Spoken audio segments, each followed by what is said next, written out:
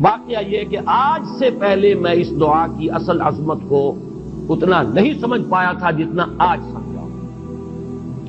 یہ جو عظیم دعا ہے جس میں اتنی لجاجت، اتنی ہیوملٹی حضور نے اختیار کی ہے جس سے آگا کا سوال نہیں.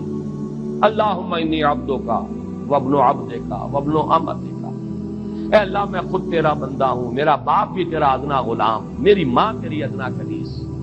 فی قبضتک، میرا پورا وجود تیرے قبضہ قدرت میں ہے، تیرے ہی اختیار میں ہے. فی قبضتک ماض فی حکمک، میرے پورے وجود میں تیرا ہی حکم جاری و ساری ہے. عدل فی قضاء، اور جو فیصلہ بھی تو میرے بارے میں کرے، جو بھی کرے وہ عدل ہے، انصاف ہے. کہ ہر ساقی ماریخ عین الطاف، ماض فی حکمک عدل فی قضاء، ناصیتی بیدک، میری پیشانی تیرے ہاتھ میں ہے، جدھر چاہے موڑ دے.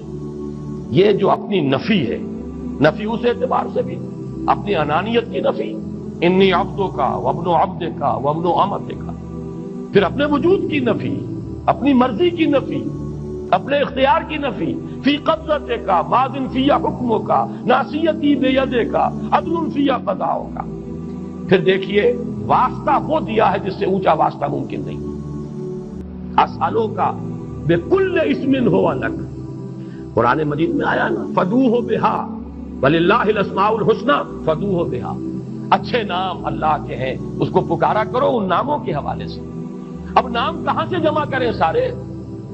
ایک میں اسألوک بکل اسم ہو لک، جو بھی تیرے نام ہیں، سمیت بہ نفسک، جن سے تو نے خود اپنے آپ کو موسوم کیا، او علمتہ احدا من خلقک، یا تو نے اپنی مخلوق میں سے کسی کو وہ نام سکھایا، او انزلتہ فی کتابک، یا وہ نام تو نے اپنی کسی کتاب میں نازل کیا، اب استاثرت بہ فی مکنون الغیب عندک، یا اس کو تو نے خود اپنے خزانہ غیب میں محفوظ رکھا ہوا ہے. تیرے وہ نام بھی ہیں جو تو نے کسی کو ابھی سکھائے ہی نہیں، تو نے اپنی کتاب میں کسی میں نازل نہیں کیے. وہ تو تیرے خاص خزانے کے اندر وہ ابھی در مکنون ہے، وہ ابھی تیرے پاس موجود ہے. یہ اس سے بڑا اب واسطہ کیا ہوگا؟ مانگا کیا ہے؟ ذرا غور کیجیے.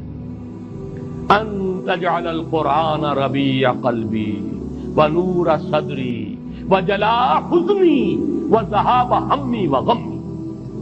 استدعا میں یہ کر رہا ہوں پروردگار، اس قرآن کو میرے دل کی بہار بنا دے، میرے دل کا نور بنا دے. نور صدری، ان تجعل القرآن ربیع قلبی، میرے دل کی بہار، ونور صدری، میرے سینے کا نور، وجلاء حزنی، یہ حزن جو جس سے کہ محمد دو چار ہے صلی اللہ علیہ وسلم، یہ وہ کیفیت جو ہے قبض کی، اس کو دور کرنے کا ذریعہ بنا دے اس قرآن کو. جلاء حزنی وذہاب ہمی وغمی، اور میرے ہموم، میرے تفکرات، میرے غموں کو دور کرنے کا ذریعہ بنا دے. یہ عظیم دعا آج سورۃ الضحیٰ پر غور و فکر کرتے ہوئے، ویسے تو میں تقریباً 30 برس سے اس دعا کا مبلغ ہوں، اس لیے کہ جب میں نے یہاں کام شروع کیا تھا لاہور میں، جو تقریریں کی تھی مسلمانوں پر قرآن مجید کے حقوق کے نام سے جو شائع شدہ ہیں، اس پمفلٹ کے آخر میں نے یہ دعا درج کی ہے. یہ اصل میں کچھ مختلف احادیث میں ٹکڑے آئے ہیں، کہیں کوئی ایک ٹکڑا کم ہے، کہیں دوسرا کم ہے. میں نے بڑی تحقیق کر کے تمام روایتوں کو جمع کر کے پھر اس کو مرتب کیا ہے، اور وہ بڑی خوبصورت میں نے اس کی سیٹنگ کی ہے، اور وہ اس کتابچے کے آخر میں ہے.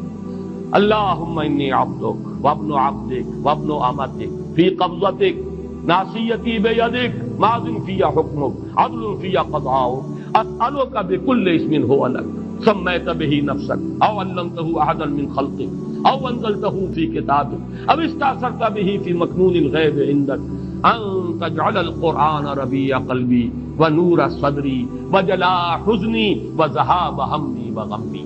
یہ وہ کیفیت ہے، اور وہ قرآن جو اس کیفیت میں سب سے زیادہ پر تاثیر ہے وہ یہ قرآن ہے، ان دو صورتوں پر مشتمل قرآن، سورۃ الضحیٰ، سورۃ الانشراح.